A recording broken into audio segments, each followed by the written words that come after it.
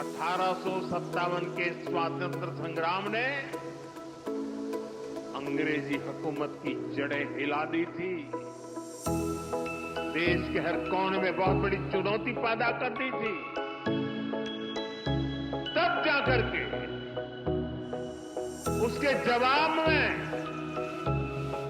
अंग्रेज 1860 में 3 साल के बाद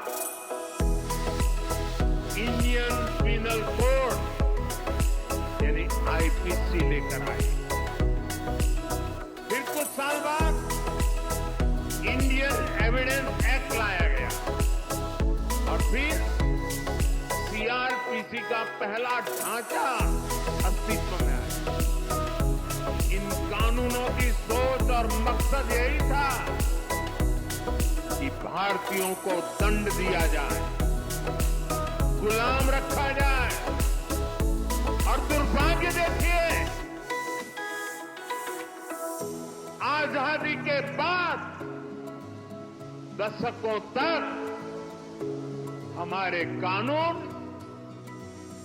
उसी दंड संहिता और पिनल माइंडसेट के इर्द गिर्द ही घूमते रहे, मंडराते रहे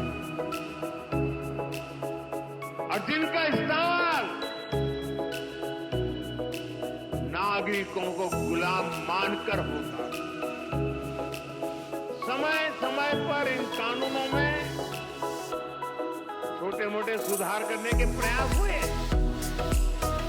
लेकिन इनका चरित्र वही बना रहा। आजाद देश में गुलामों के लिए बने कानूनों को क्यों ढोया जाए?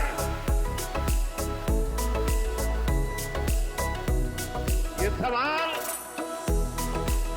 न हमने खुद से पूछा, न शासन कर रहे लोगों ने इस पर विचार करने की जरूरत समझी।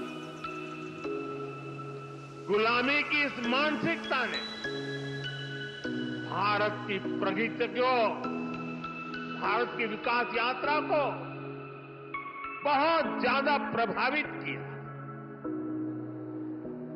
साथियों, देश अब उस कॉलोनियल माइंडसेट से बाहर निकले,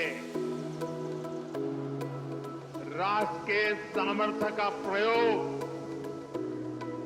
राष्ट्र निर्माण में हो, इसके लिए राष्ट्रीय चिंतन आवश्यक था।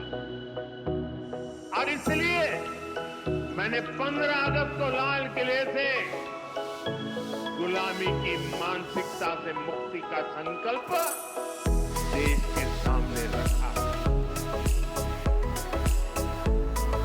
अब भारतीय न्याय संहिता, नागरिक संहिता, इसके जरिए देश ने उस दिशा में एक और मजबूत कदम उठाया है।